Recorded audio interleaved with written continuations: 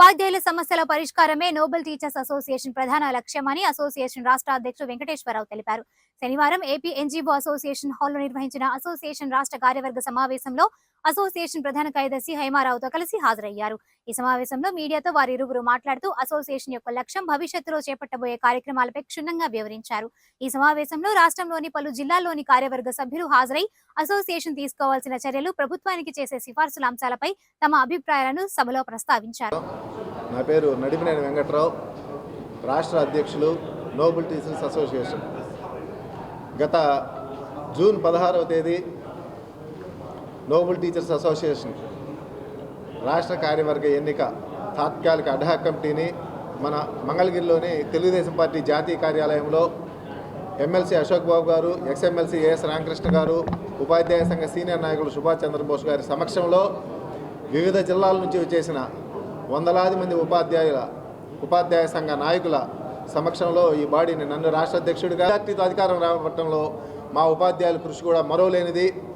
అయితే ప్రభుత్వం మారిన తర్వాత సంతోషంగా ఉన్నారా అంటే కొన్ని విషయాల్లో సంతోషంగా ఉన్నాం, కానీ ఇంకొన్ని విషయాల్లో సమస్యలు అక్కడే. ఏదైతే మాకు విద్యాశాఖ మంత్రి గారు పాదయాత్రలో మేము కలిసినప్పుడు మన ప్రభుత్వం రాగానే జీవో 117 రద్దు చేస్తామన్నారు.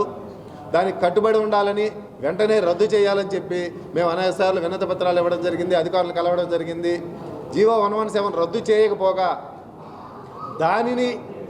దానికి అనుగుణంగా ఏదైతే విధానాలను వాటిని పాటిస్తూ వర్క్ అడ్జస్ట్మెంట్ పేరుతో రాష్ట్రంలో వివిధ ఉపాధ్యాయులను వాళ్ళు పనిచేస్తున్న పాఠశాలలో వాళ్ళకి సంబంధం లేకుండా ఎస్జిటీలని తీసుకెళ్ళి హై స్కూల్లో స్కూల్ అసిస్టెంట్లుగా, లేకపోతే ఇక్కడ పనిచేస్తున్న తెలుగు ఉపాధ్యాయుని తీసుకెళ్ళి ఇంగ్లీష్ మీడియంలో సైన్ చెప్పమంటాం, హిందీ ఉపాధిని తీసుకెళ్ళి లెక్కలు చెప్పడం, ఇటు ఉన్నత విద్యాధికారులు రకరకాల అడ్డగోలు నిర్ణయాలు తీసుకోవడం ఫలితంగా ఈరోజు రాష్ట్రంలో ఉపాధ్యాయులు అందరూ కూడా చాలా ఆవేదనతో ఉన్నారు.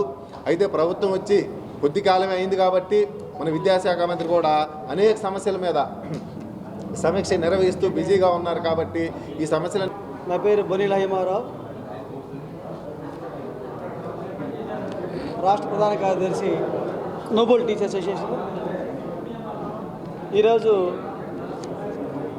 గుంటూరు జిల్లా ఆయుత్యం మేరకు గుంటూరు నగరంలో నోబెల్ టీచర్స్ అసోసియేషన్ ద్వారా ఈ రాష్ట్ర ప్రథమ కార్యవర్గ సమావేశం గుంటూరులోని ఏపీ ఎన్జీఓలో పెట్టడం జరిగింది. ఈ సమావేశానికి రాష్ట్రంలోని 25 జిల్లాల అధ్యక్ష ప్రధాన కార్యదర్శులు, రాష్ట్ర కార్యవర్గ సభ్యులందరూ హాజరైనారు. ఈ సమావేశం ముఖ్య ఉద్దేశం ప్రభుత్వం యొక్క విద్యారంగాన్ని బలోపేతం చేయడం కోసం నోబెల్ టీచర్స్ అసోసియేషన్ పక్షాన మనం చేసిన కార్యక్రమాలు. గత 5 సంవత్సరాలు చూసినట్లయితే విద్యా వ్యవస్థను మొత్తం సర్వనాశనం చేయడం జరిగింది కదా. ఏ ఉపాధ్యాయుడు కూడా ప్రశాంతంగా ఉండే పరిస్థితి లేదు. గత 5 సంవత్సరాల్లో విద్యా వ్యవస్థ మొత్తం కూడా కుటిలమైపోయి ఈ రాష్ట్రాన్ని మరి కూటమి అధినేత చంద్రబాబు గారి నాయకత్వంలో అభివృద్ధి పదం తీసుకెళ్ళడం కోసం ఉపాధ్యాయులంతా కూడా ఏకతాటిపై రావడం జరిగింది. మరి అలాంటి ఈ కూటమి నాయకులు ఈ రోజున ప్రభుత్వ పాఠశాల బలోపేతం చేసి దిశగా వాళ్ళు ప్రయత్నం చేస్తూ ఉన్నారు.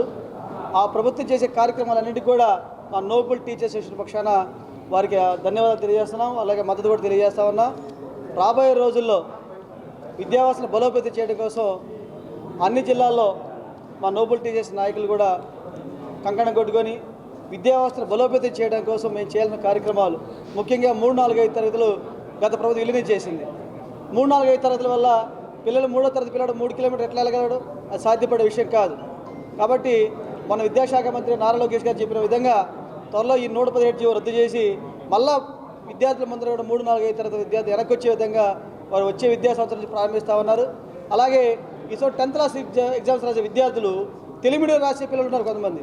కానీ వాళ్ళు గత ప్రభుత్వం 8th వరకు ఇంగ్లీష్ మీడియం చదివించి, తెలుగు మీడియం చదివించి 9th, 10th Telugu medium English medium రాయమంటారు వాళ్ళకి అంత సాధ్యపడే విషయం కాదు. ఆ విషయం కూడా త్వరగా తేల్చని మేము గవర్నమెంట్ కోరుతా ఉన్నాం. ఎందుకంటే ఆ విద్యార్థులు 8th దాకా తెలుగు మీడియం చదివారు, 9th, 10th కష్టం అవుతుంది ఇప్పుడు రాయాలంటే. సో ఆ విషయం కూడా విద్యాశాఖ మంత్రి దృష్టిగా తీసుకెళ్తున్నాం. ఈరోజు ఈ సమావేశం అనంతరం ఈ యొక్క సంఘం ఏమి సలహాలు ఇవ్వాలో మొత్తం కూడా అన్ని సలహాలు ఇచ్చి